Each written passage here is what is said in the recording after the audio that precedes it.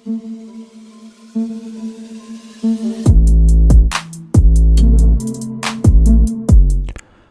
up, nation?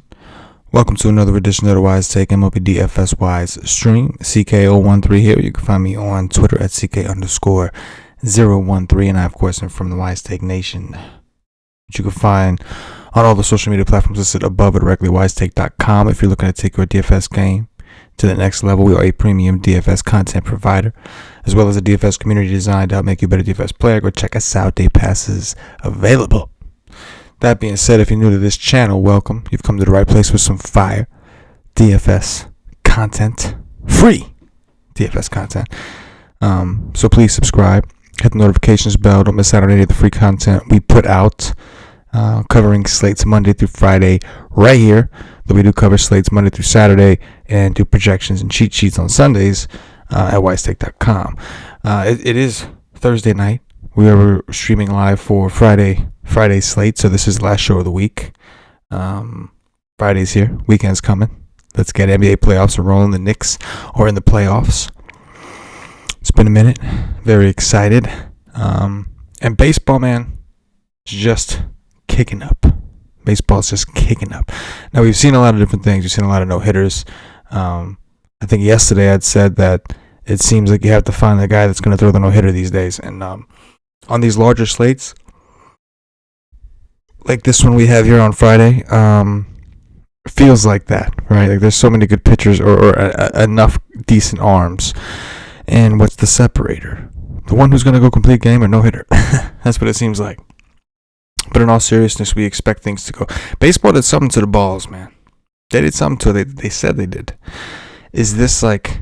I'm sure that helped. Anytime they're doing something to deflate to decrease home runs, it's going to help things. It help the pitchers. But is it like a coincidence? Is it the offense is kind of starting off slow? I mean, we've never seen nothing like this, right? I mean, I haven't. I don't think. If I have, let me know. Anyway, we'll go ahead and jump into it because we got a big slate, got a lot to discuss. And so we will start with top pitchers as we always do. Be going through our three segments: top pitchers, top offenses, things to watch. This is, of course, the first look show. I write a core plays article at wisetake.com with my final takes that I'll start to work on after this, and I'll edit up until Lock City. Shout out to Vince Velasquez. I did not get the memo in time. Decided to cut out that 5-10 minutes before lock to be with the family and take my daughter and my wife for a walk and my dog, and Vince Velasquez got scratched. I don't know what it was for. I'm assuming some kind of injury. I heard he got hurt in warm-ups or something like that. But so obviously I'm kidding. Hopefully he's okay. But that stung. As of right now, still a profitable day. We'll see if that holds up. But as of right now, still profitable. But the Dodger game is kind of just getting started. So we'll have to see what happens there. Pat Bush, what's going on, my man? Pat says, what's up, bro? How you doing? I'm doing good, man. Living life. Happy it's Friday. Excited for the weekend. Excited for the reset. Weekend's always like a reset for me. You know, I mean, we grind 7 days a week, but it always feels like a reset. Pat says he switched Velasquez to Alcantara. Smooth move. Digging it. I was actually surprised on DraftKings. Alcantara, even with the news, Alcantara was only 40% owned. I thought that was crazy. I was at 60%, and I was concerned I didn't have enough. So that was wild, but nice move, Pat. Nice move. Way to be, bro. Way to react. Unlike some people. This guy right here. All right, we got Trevor Bauer on the slate. Going up against the Giants in San Francisco, one of the best pitching parks out there. Bauer's numbers are elite. We know the deal, right? He's good. I think it's really him and Glass now in terms of who the best pitcher on this slate is, and their numbers are very similar, as you can see.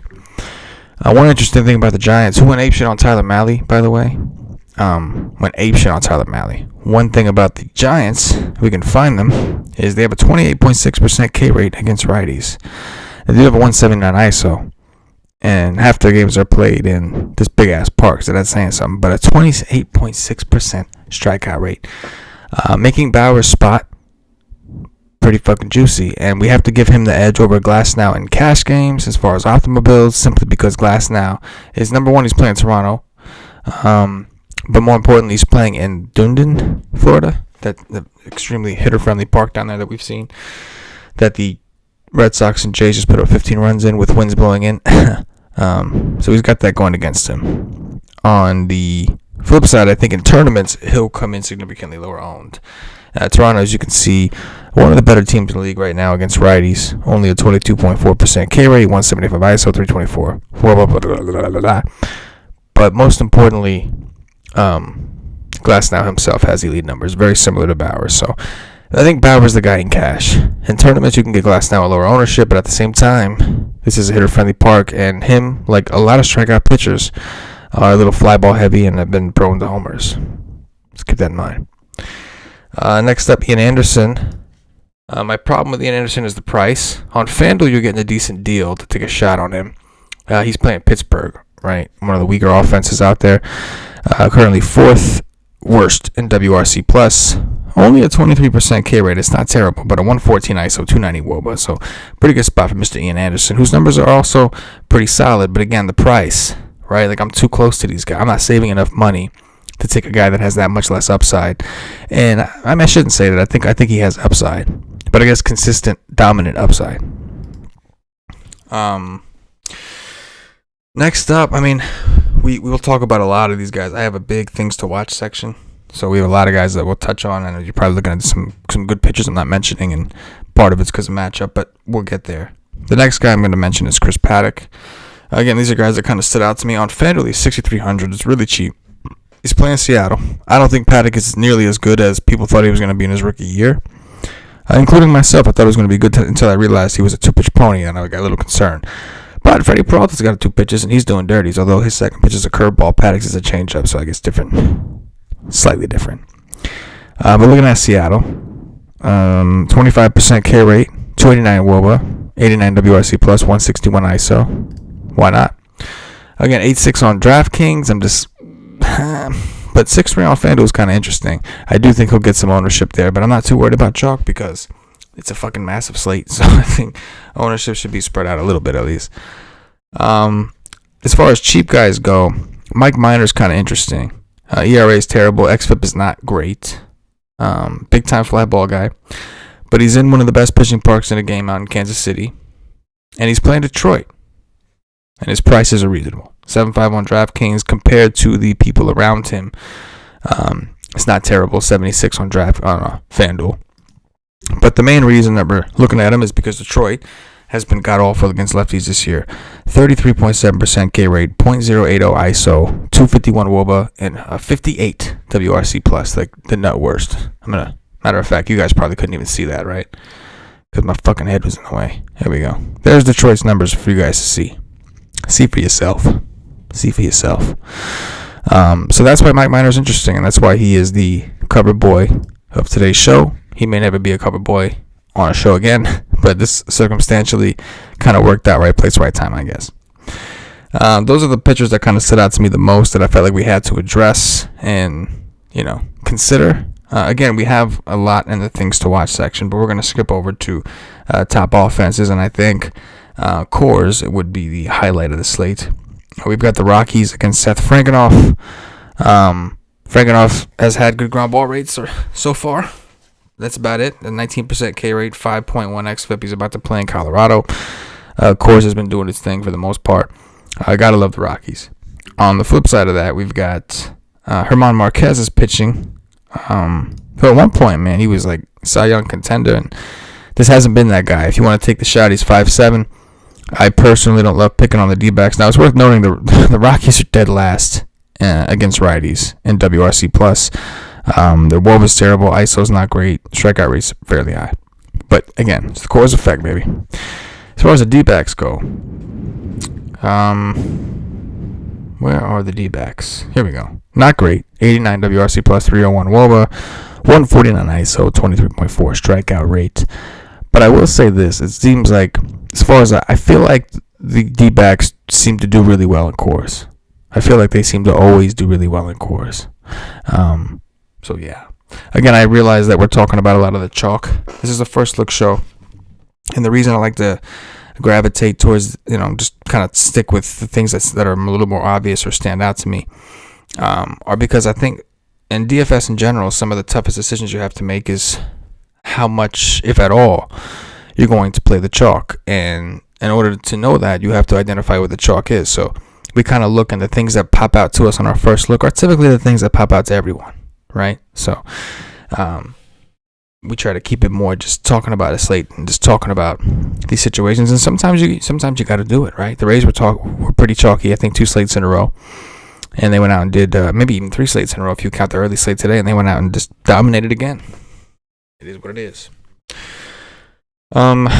This next one, I don't know if it's so obvious to everyone else, but to me, Jordan Montgomery, while the numbers are not terrible, this is in Yankee Stadium and he's playing the White Sox, who we know have been the best team in baseball against lefties. 372 WOBA, 142 WRC plus, 189 ISO, and a 21.7% K rate. In Yankee Stadium, either way, it would have been a good hitter's park. But, yeah, so anytime the White Sox are against a lefty, I'm going to take some shots.